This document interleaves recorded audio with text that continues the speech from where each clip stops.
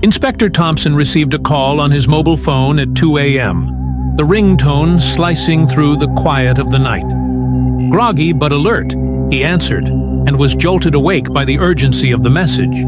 Quickly grabbing his keys, he jumped into his SUV and sped towards the Pinewood Apartments in Maplewood.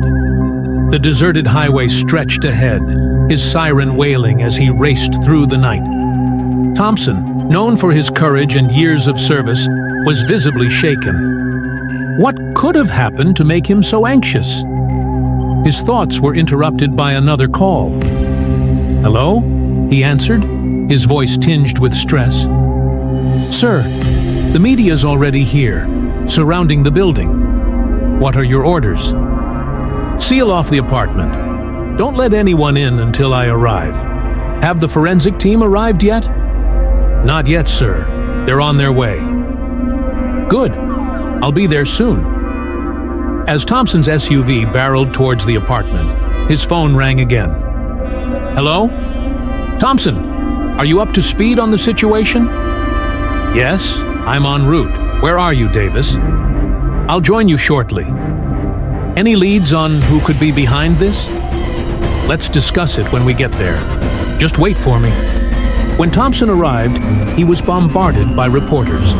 "Sir, who is this serial killer targeting police officers? What's the plan? Are there any suspects?" Thompson, overwhelmed, responded, "We're investigating. We'll catch the culprit soon. Please let us work." He moved inside the building. The sight inside froze him with horror. His friend, Officer Khan, lay on the floor, his neck twisted grotesquely. Thompson struggled to process the brutal scene. Davis, his colleague, approached, visibly distressed. "Thompson, who do you think did this?" Thompson, trying to maintain composure, asked a constable, "When did this happen?" "It was around 1 a.m. Neighbors heard Khan scream and alerted us. This doesn't look like a normal criminal act. It feels like the work of a deranged individual." Thompson's worry deepened as Davis asked, "Any suspects?" "Send the body for a post-mortem. We need more information from that before we can proceed." While investigating, Thompson found a disturbing photo on the floor. A girl at a party, flashing a victory sign. Her eyes held a strange, hypnotic allure. She wore a mask, obscuring her face, and there was a bizarre glittering mark on the photo. Thompson thought it might be a digital alteration, but kept it, feeling it was crucial evidence. The next day, Davis and Thompson went to the forensic lab. The drive was silent, both men lost in grim thoughts. At the lab, Dr. Adams delivered unsettling news. "This case is unprecedented," Dr. Adams said gravely. "There are two possibilities. The victim fell and twisted his neck, but there are no signs of a fall, or someone with immense strength did it.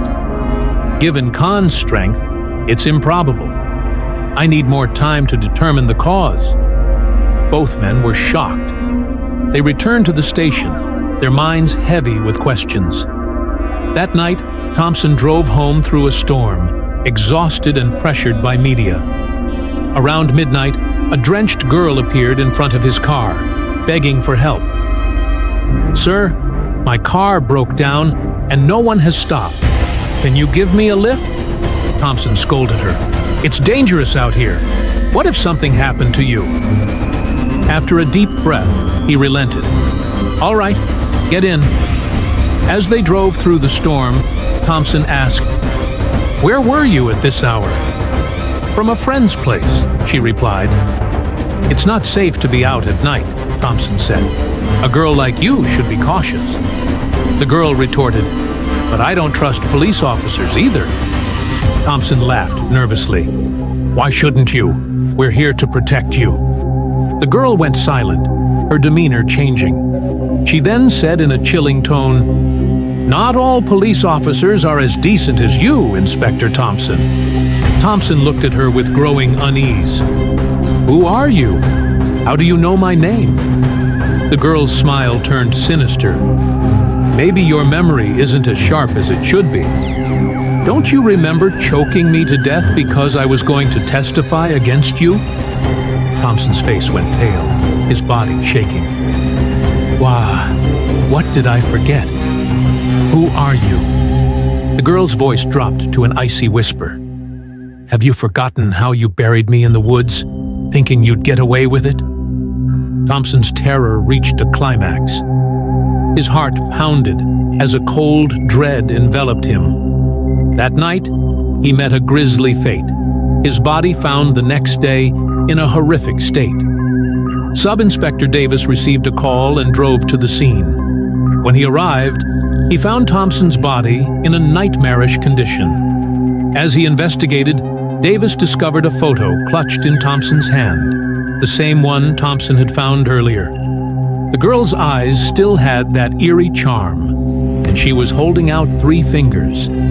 Davis was left horrified and bewildered, grappling with the mystery of who this monstrous killer could be.